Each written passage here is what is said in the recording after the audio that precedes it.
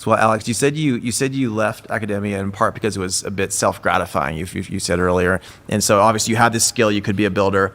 Academia wasn't where you wanted to be. Like how do you transition into the business world? By the way, this is your podcast about me and not about you.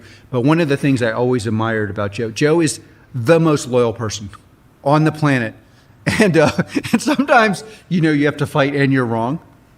You could be loyal and wrong though, too. No, Joe, it's like, so those, a lot of our fighting for justice and winning, Joe is spearheaded.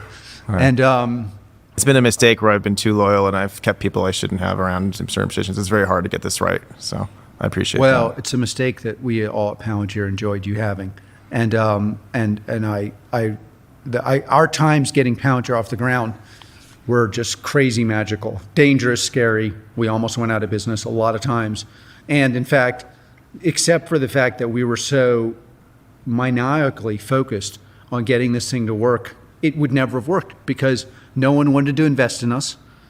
All the top VCs were like, it's a crazy idea to be interested in data, working with large institutions. We did have a little bit of an attitude that I think you and I shared, which was like the famous, Quid timis Caesar vius, which is, why are you afraid? Like you're carrying the people who are going to be successful, right? To the famous boatman with Julius Caesar. There's something like that, which I don't think it was necessarily arrogance. It was just a sense that we had to win. Maybe look, well, I think we were arrogant, but in some ways in some places we were too arrogant. In some places we weren't arrogant enough. That's like, if we had gone into the VCs and been like, fuck you, we're going to win, they probably would have given us money. Do you have any favorite stories from some of those VC meetings? We had so many, but obviously the most famous, too many. The most famous is we're at like the most famous VC, and like we're in the last round, and they're pretty, and the most important partner just like spent his time doodling.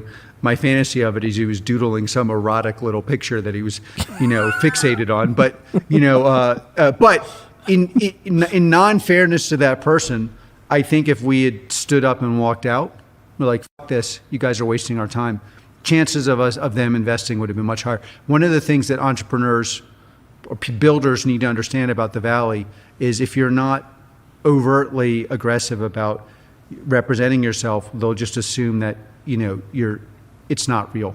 And we were ironically too modest with those people. However, and then sometimes too arrogant with like government people and others where we're like... Me as a 22-year-old was probably not the right person to sell to the government. That was complicated, but yeah. But in fairness to us, the government has changed a lot. I mean, there's a lot of problems and I have some ideas of how to fix them, but we were the first to break in.